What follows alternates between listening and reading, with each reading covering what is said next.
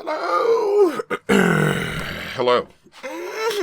Welcome back to Infinite Jeff. I'm Jeff, reading Infinite Jest, a book by David Foster Wallace. One day at a time, one page at a time. I'm doing this right before work, knocking it out. So, page 83, it's currently May 13th, 2020 at 11:35. Page 83. And a set of delimiting rules. Okay, the law. It sounds almost frighteningly simple-minded, though not to Mario, across the redwood table, listening. By learning, in palestra, the virtues that pay off directly in competitive games, the well-disciplined boy begins assembling the more abstract, gratification-delaying skills necessary for being a team player in a larger arena. The even more subtly diffracted moral chaos of full-service citizenship in a state. Except, shit says, but who can imagine this training serving its purpose in an experialist and waste-exporting nation that's forgotten privation and hardship and the discipline in which hardship teaches by requiring?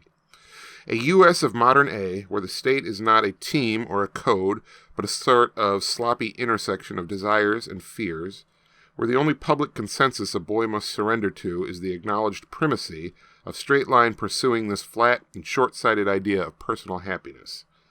The happy pleasure of the person alone, yes? Except why do you let Delint tie Pemulus and Shaw's shoes to the lines, if the lines aren't boundaries? Without there is something bigger. Nothing to contain and give meaning. Lovely. Versteigenheit. Footnote 36. Bless you. Any something. The what.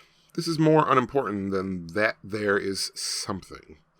Shit, one time, was telling Mario, as they respectively walked and tottered down Com Ave eastward into Alston to see about getting a gourmet ice cream someplace along there, that when he was Mario's age, or maybe more like Hal's age, whatever, he, shit, had once fallen in love with a tree.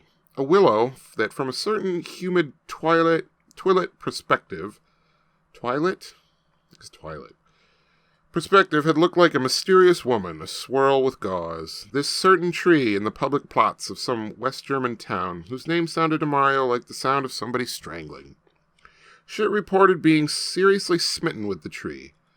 I went daily to there, to be with this tree. They respectively walked and tottered, ice cream bound, Mario moving like the one of them who was truly old, mind off his stride because he was trying to think hard about what shit believed. Mario's thinking hard expression resembles what for another person would be the sort of comically distorted face made to amuse an infant. He was trying to think how to articulate some reasonable form of a question like, but then how does this surrender the personal individual wants to the larger state or beloved tree or something stuff work in a deliberately individual sport like competitive junior tennis, where it's just you v the one other guy? And then also, again, still, what are those boundaries, if they're not baselines, that contain and direct its infinite expansion inward, that make tennis like chess on the run, beautiful and infinitely dense? Well, I would say that we'll probably find out the answers to those questions tomorrow on Infinite Jeff, but given that Mario sounds like he can articulate questions in his mind far better than he can with his mouth to another person, so perhaps they'll just always remain unanswered. I don't know, we'll find out tomorrow, but I wouldn't bet on it, given poor Mario's, happenstance, so... But that was Infinite Jeff's page 83. Good day.